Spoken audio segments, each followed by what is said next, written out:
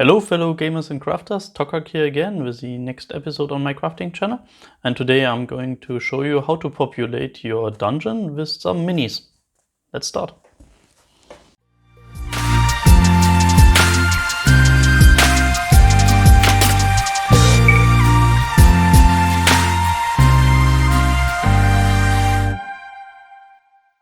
So let's talk about some minis.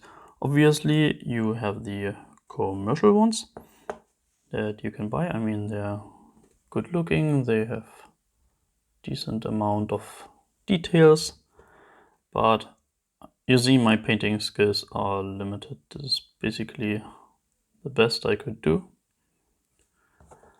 Thing is, they are not cheap.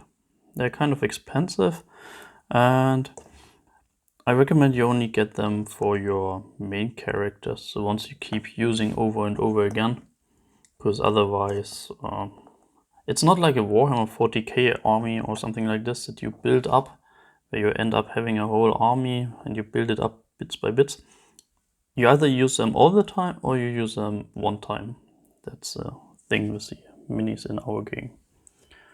So, and on the complete other spectrum are homemade or self-made minis. For example, something like this. This is nothing but some wire, hot glue and paint. But it had already served me as a water elemental and as a, what was it? Ice elemental? Yeah, something like this. I mean, it's super cheap. Look at it. Everybody can do it, but it's useful. And you can do a little bit more elaborate stuff. For example, a face spider you can make. These are nothing but some wood sticks and hot glue, bit of color. This one, to be honest, almost killed the entire party. So I had to, on the fly, tune it down a little bit, because otherwise I would have killed the complete party just with that one. Just show you another self-made stone golem. I know you know where this is coming from. So this is my attempt. This is what it looked like. We have another option using pawns. They are basically just paper printouts that you glue onto a little bit like a base, and that's it. I mean, they are cheap. I mean, it doesn't get much cheaper than printing out a little bit of stuff. But they do the job if you want to.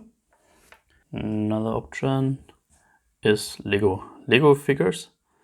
They are quite big, but they still fit onto a 1.25 grid system. And this one is the monk in my gaming group for now. What you can also do is you can scrape all the flea markets and all these things. So you will end up with quite some minis.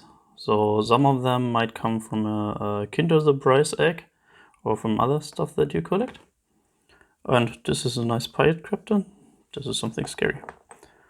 And you often also can have just like normal townsfolk, something like this.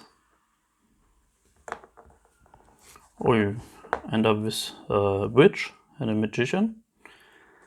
And these are all basically coming from the flea market. I don't know, I probably got them for 20 cents, 50 cents each. So rather cheap. Sometimes you just find random kids' toys. I mean, this is not something you regularly see in a Dungeons and Dragons monster book, but why not just throw it on the table and see if you can scare your players with that. Also, those came straight from the flea market. I mean, you see they're broken, but I mean, that's not so bad if a skeleton misses an arm.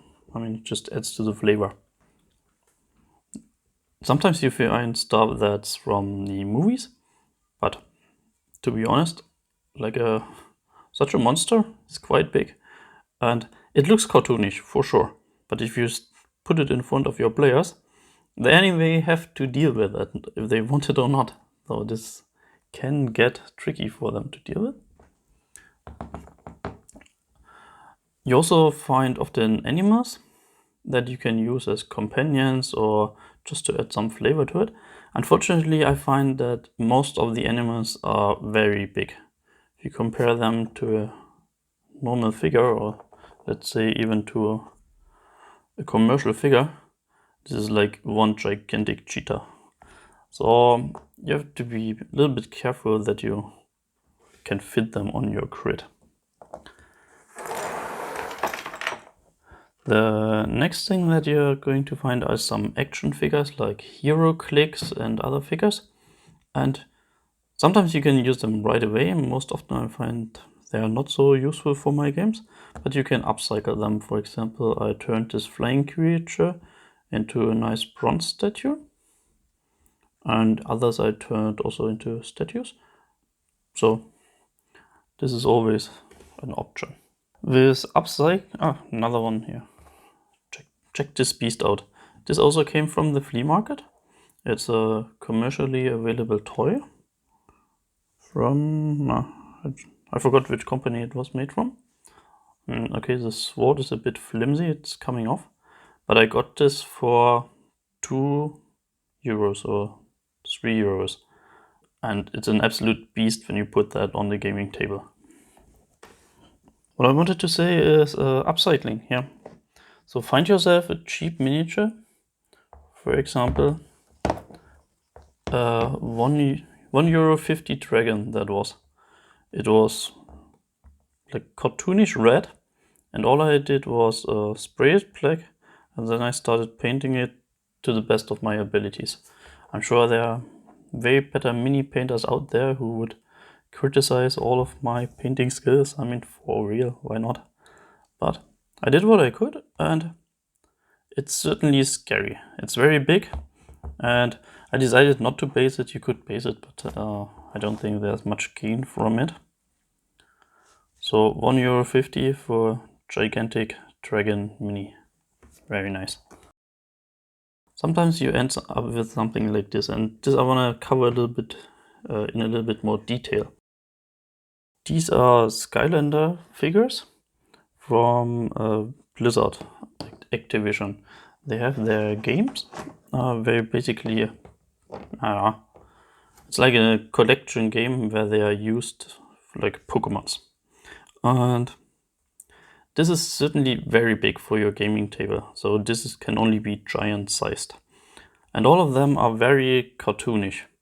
And I'll show you some others, because they are also themed, so you can have something that's like a fire elemental. Then you have a rock elemental or stone elemental. You can have trees that can act as opponents for your group. Or they also have a lot of aquatic themed figures. So all of them look very cartoonish. I mean, those two you can just drop on the gaming table and they are fine. They're good to go. What do you do with something like this? So either you have let's say air or water based theme going on in your campaign, then you could use it. What if you need something else? Then I tell you, upcycling it is. I'm going to show you a couple of pictures. Unfortunately, I didn't shoot a video, but I showed you a couple of pictures how I turned this into something completely different. So to get some good use out of this blue guy, the first thing I did, I removed the boomerang, and then I cut his forearm off his body, readjusted it, split the boomerang in two, and added a little bit of an extra piece to have it look like a plate. At the back he had a symbol that I used to turn it into a spear by adding a toothpick and some little extra pieces. And once I had everything glued in place, I just black bombed it. Then I used a dark red to paint all the body parts to make him look like a fire demon or a fire giant. And then I started adding a metallic bronze to the boots, to the wrists, to the belt, to the chest piece and also to the head pieces, also to the shoulders. And after that I added some silver metallic for the trousers, the grip of the sword and the spear. Finally, I just added some oranges and yellow tones to it to highlight all the body parts that are more prominent. And I tried to give a little glow effect to the sword, which didn't really work. I tried. Also, I gave a little highlight to the fingernails, to the eyes and the teeth. And that's about it. That's my finished monster. And what I totally forgot to mention about these Skylander figures is that they are really cheap right now. It seems like they are going out of production. So I grabbed most of them for 50 cents or for €1. And here it is. It looks completely transformed. Basically, I turned it from being a air-themed monster mini into a fire-based monster. Unfortunately, this one broke off during gameplay and somebody said I should repaint the sword. Then I tried. I didn't get to it. And now I already used the mini ones, so I'm not sure if I'm going to paint it up again. So particularly I like the silver trousers and also all the bracers, shoulder pieces. All of this stuff came out really neat. So you see, although it looks cartoonish, it has enough details for us to turn it into something really neat. I just cut off, for example, the boomerang and turned it into this blade.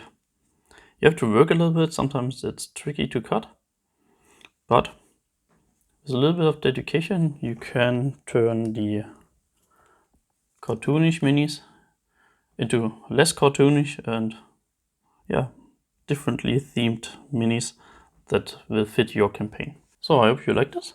See you in the end cut. So I showed you all the different options you have to populate your dungeon. There's one thing I did not mention so far, and these are board games, especially the ones from Dungeons and Dragons. They are really nice. And if you break it down per mini, they are also reasonably cheap. So that's another great option to find some monsters for your dungeon. If you liked the episode, like, comment, subscribe, you know the drill. And up until then, it's your turn to craft.